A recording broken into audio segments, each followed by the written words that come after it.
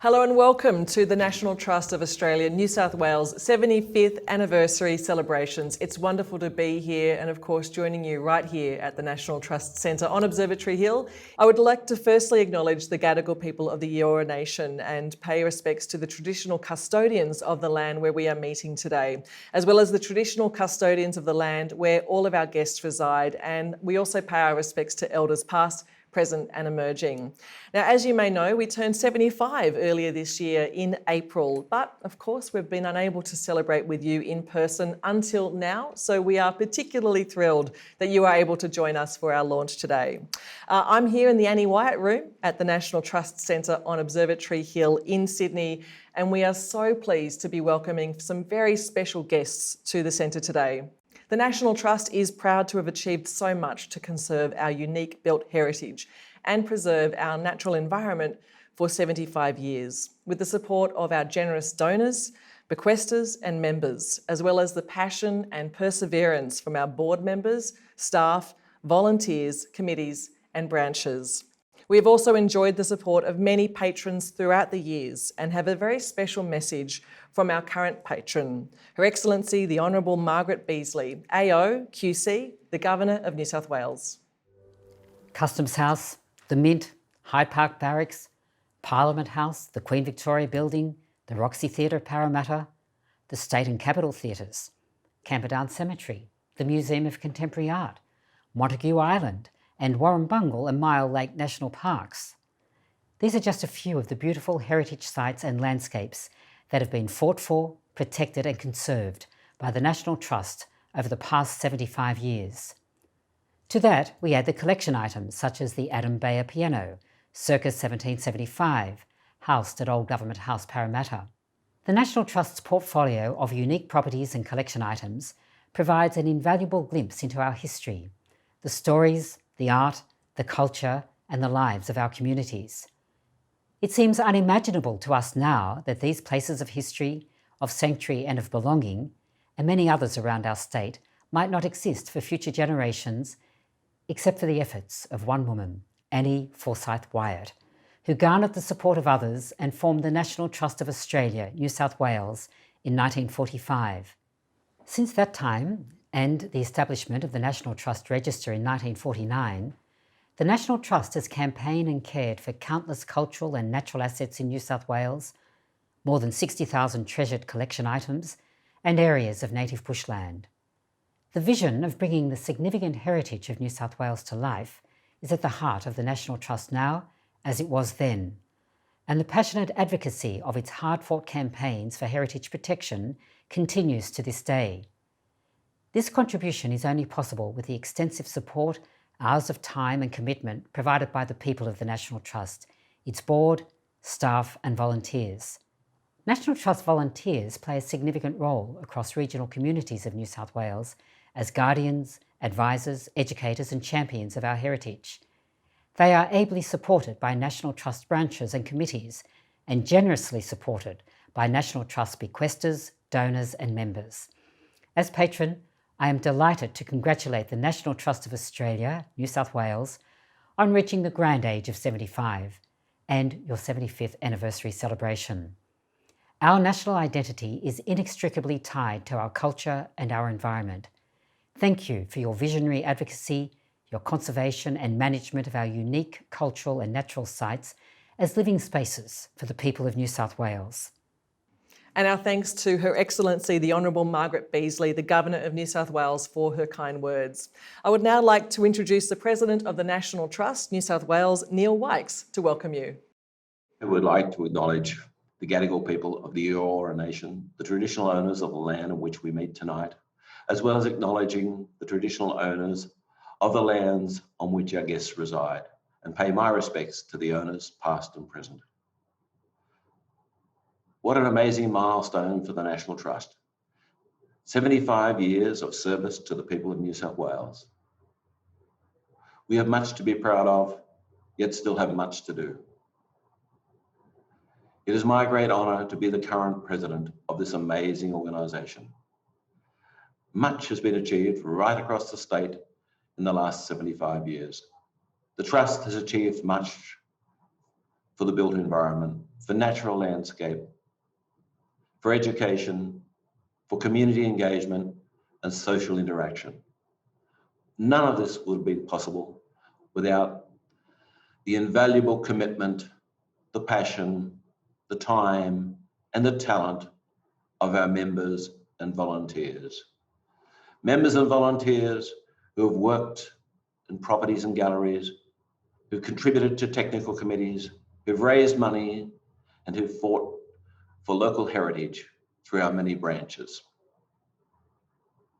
The National Trust was established 75 years ago by volunteers and members. Whilst today we have over 100 people, mostly in part-time positions, members and volunteers are still the heart of the National Trust. Members and volunteers contribute many roles for heritage. Like me, I'm sure you've enjoyed many of our experts, or one of our experts, talking about a place, why it's important, what its contribution has been to our community, and why it is important to preserve and celebrate that place. Many have enjoyed a weekend away organised by the Women's Committee, or one of the many house inspections organised by the Women's Committee. Some of you have gone further afield and enjoyed an overseas tour. Many have had the pleasure of visiting one of our wonderful gardens that are lovingly cared for by our members and volunteers. And of course, we've all enjoyed a delicacy baked by one of our members and volunteers. Without members and volunteers, we would not have reached this amazing milestone. It is the members and volunteers who will continue to do the work of the Trust for the next 75 years and beyond. We all want our children, our grandchildren, and their friends to value and celebrate heritage. And it is the members who will continue to uphold the values of the National Trust. So tonight, I want to say to each and every one of you, thank you for your contribution. Thank you for making people aware of heritage. And thank you for bringing the heritage of New South Wales to life for future generations. Thank you, Neil, for those warm words. And it's now my great pleasure to introduce the Chief Executive Officer of the National Trust, the one and only Debbie Mills. Thank you, Fenella. I too would like to acknowledge the Gadigal people, being the traditional custodians of the land on which I am standing right now at the National Trust Centre, as well as the traditional custodians of where all our guests are for this special 75th event, and pay my respects to elders, past, present and emerging. As we celebrate the 75th anniversary, there are so many moments in time, achievements, losses and people to acknowledge. And I would particularly like to acknowledge our members and donors. The foundation on which the Trust has been built is our over 20,000 members. From member number 1, Annie Wyatt, to one of our newest members, Jackson Quint, who is only 4 months old. Members keep the Trust alive in so many ways. As you've just heard from our President, Neil Wykes, he talked about volunteering and the time and passion our members contribute as volunteers. But it's also financially. As a non-government funded organisation, our members are our lifeblood. We are significantly reliant on members for that financial support. And it's renewing every year. And we already know that we have over 600 members that have renewed with us for the last 50 years or more. But it's other financial support as well. It's the fundraising efforts of the likes of the Women's Committee that led the campaign to raise funds to purchase Experiment Farm Cottage for us. It's individual gifts. Maybe it's $10 a month. Maybe it's a collection item, or it's the gift of a property like Retford Park from the late James Fairfax. Most recently, it's those gifts that have supported the drought appeal to capture the rain when it comes at our important properties. Members have their own stories about why they come to the Trust, why they've joined. It's about stopping buildings being pulled down. It's about their concern for the environment being bulldozed. It's about being able to share with their children these stories that capture what our country is and who came before us. This year, I was so looking forward to the 75th anniversary and to meeting our members out and about and hearing more of your stories. So whilst tonight is over the web, I truly hope that next year we'll be able to meet and greet in person as we move through the state at our many events and celebrate the 75th. In the meantime, I would like to thank you, our members, our volunteers, our patrons and guardians, and all our other supporters. It is your membership that has sustained us for 75 years. Thank you. Thank you so much, Debbie. And she's absolutely right. It is your membership that is sustaining the National Trust. And so on that note, we're really excited to share with you a very short clip from a mini documentary that we have been putting together and producing for our anniversary year. Here it is. For 75 years, the National Trust of Australia, New South Wales, has worked tirelessly to preserve the stories of our nation. Really a way of stepping back into history, make a connection with the people of the past. It's just very important for us to be able to celebrate 75 years of looking after these places on behalf of the community. To mark this anniversary, we remember the many people who have contributed their time and talent along the way. Hello, welcome to our Government House. And celebrate the great places, spaces and collections that make up the National Trust New South Wales. You know, a country loses its memory if it's got nothing to look back on. We hope you enjoyed that very short preview of our mini documentary. In fact, you're going to see the whole thing towards the end of our launch. Now, over the years, of course, there have been countless individuals who have made an extraordinary contribution to the National Trust, and one of those is none other than Graham Quint, the recent former Director of Conservation here at the National Trust. Hello, Graham. How are you? Very well indeed. Tell me, what do you think has been the Trust's greatest achievement? Goodness. I think it would be something very special to the National Trust, and that's the National Trust Register. So almost from our inception, 1945, right through to the present day, it's been the register that enables us to identify and then go out and protect important heritage, both built and natural, social, historic significance. And what do you think else we can pursue? What else do we need to think about? You need to keep up with the aspirations of people. So it's very different what statutory listings look at and what the people themselves want to protect. And often it's important views, social customs, attitudes and so on. They all need now to be looked at. Whereas in the early days of the Trust, it was buildings. It's a few months out for you since retiring. What are you most proud of from your career? Oh, look, over the years that we were the group that looked at both the built and the natural environment, and really there's no other group that does that. So there are specialty groups we work with, but we were able to cover the whole gamut of heritage. And what do you most love about the National Trust, finally? Oh, the camaraderie, the groups you work with within the National Trust, the staff, the volunteers. It's just a wonderful family. It's fantastic. Thank you so much, Graham. Amazing to see you again. And happy 75th to you. Thank you. Thank you. Graham Quint there, who is, of course, the very recent former Director of Conservation for the National Trust. Thanks, Graham. So I'm really excited to introduce you to our next guest, who is just making her way over right now, and her name is Lois Rasmussen. I'm going to get Lois to cut the cake. Look at that amazing cake. It's incredible. But Lois is a lifelong member of the National Trust and also a volunteer for the past 50 years. Hello, Lois. Good to see you. Hello, Fenella. So you're an honorary life member of the National Trust, a lifelong volunteer as well. And I understand that you actually married into the Trust. What does that actually mean, to marry into the Trust?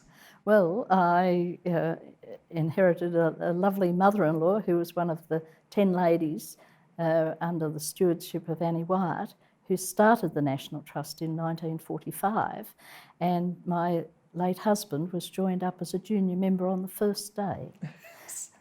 And so you joined it, obviously, you had to at that point. Yes. Over the past 50 years, can you explain the value of being a member for you and being a volunteer? What has it meant to you as someone who's been so heavily involved?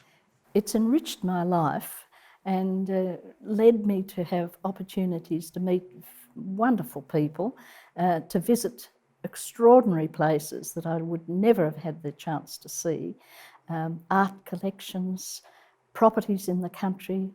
We've organised country weekends up and down the coast and inland, and generally it's been a bonus that I didn't expect. While volunteering gives one great personal satisfaction, there's a bonus that you can make lifelong friends as well. Absolutely. So the social connections are certainly part of it. But then for you, being a volunteer and the purpose of the National Trust, ultimately, what does that mean to you?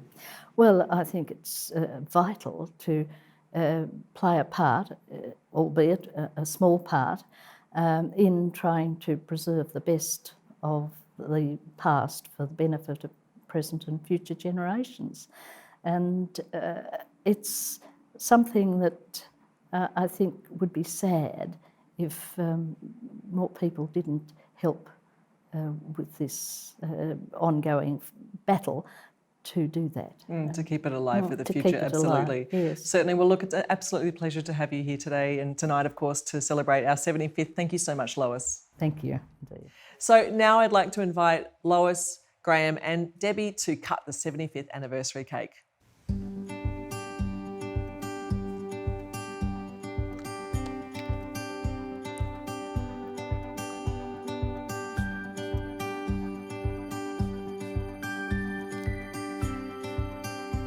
Yeah.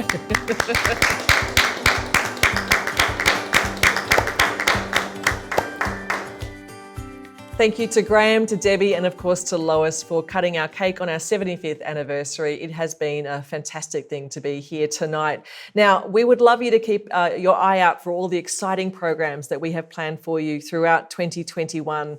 And most importantly, thank you for joining us tonight for the launch. But don't go anywhere, because we are going to leave you with our full National Trust of Australia, New South Wales documentary. And then following that, you'll see our 75th anniversary exhibition, and you can view that online. Thank you again and good night.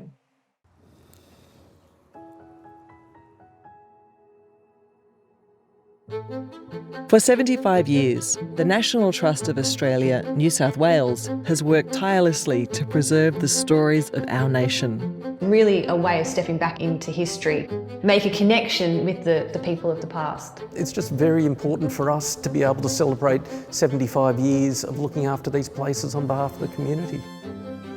To mark this anniversary, we remember the many people who have contributed their time and talent along the way. Hello, welcome to our Government House. And celebrate the great places, spaces and collections that make up the National Trust New South Wales. You know, a country loses its memory if it's got nothing to look back on. The Trust is an organisation that covers the whole gamut of heritage, from the natural to the built, cultural, gardens, parks, bridges. It's just an incredible range. The National Trust is often seen by people as just preserving old buildings, but I always like to point out to them that our logo is a gum leaf, and one of our first campaigns was actually for the saving of the fairy penguins. So I think that there's a real background in natural as well as built preservation. Not many people know that the National Trust grew out of Annie White's concern about the government's selling off land. She was essentially interested in bushland, but she did become aware of terrible proposals in Macquarie Street in those days to demolish the Hyde Park Barracks and the Mint. There's been a number of buildings that have been lost over the years that have been quite detrimental to the state's history and heritage. We lost pretty well all of the historic cinemas and theatres. But when you compare that to the wins that we've had, such as the Queen Victoria building. Luckily, we were able to save the State and the Capitol theatres. And many coastal environmental areas and regions of old growth forest. It's a really good result for us overall. As well as that, we list items that are important to be recognised that government may not have listed. To be that voice for the community. It's good in many ways that we're not directly funded by government because we can be independent. If these sorts of buildings aren't preserved, then people don't have the opportunity to come and actually be in the place where history happened. I mean, it's so cool coming out here to Parramatta, where you can say that you're standing on the front steps of where the first 10 governors had stood. Old Government House is a World Heritage listed property. The last remaining public building from the colonial period in Australia. Walk this way, please, ladies. You can imagine there would be so many important decisions here made. The governors were in charge of everything. This majestic room we know was Governor Macquarie's bedroom. So at Old Government House, we have a remarkable collection, a very valuable collection, in fact. So over a number of years, very carefully, objects have been sourced, purchased, sometimes donated. So the collection here is the most significant collection of colonial furniture in Australia, all Australian made, and some of it were convict craftsmen, some of it were craftsmen who came out from England. The National Trust collections are important because they actually capture an awful lot of the history that we all share. They've been donated to the Trust over many years. They tend to have a wonderful history or are wonderful objects in their own right. The role of the National Trust in protecting cemeteries, gravestones, monuments, plantings is vitally important. It's really a way of stepping back into history. It tells us the story of what we were. We can't speak to those people again, but we can understand how they lived and how they died. Conservation tries to conserve the grand, but it's all of these little stories that make local communities incredibly rich, like the regional properties like Dundullimal near Dubbo. Well, Dundullimal is clearly the most wonderful, sophisticated slab house I have ever seen in this country. Beautiful joinery, and I think everyone who sees it just falls in love with it. When you see the impact of a National Trust property in a regional place, it's incredibly important. It's the meeting place, it's the place where people want to volunteer, where they want to hold their weddings, you know what I mean? It's part of their lives. Kumar Cottage at Yass is a classic example. It was the home of probably one of the most famous explorers in history, Hamilton Hume. And things like his wife. No one ever hears about Elizabeth Hume. So we can start to tell the women's stories about the places. Hamilton Hume had a very strong relationship with the Aboriginal peoples he met along his journeys. So we're starting to be able to use our properties to tell the stories, especially those Aboriginal stories.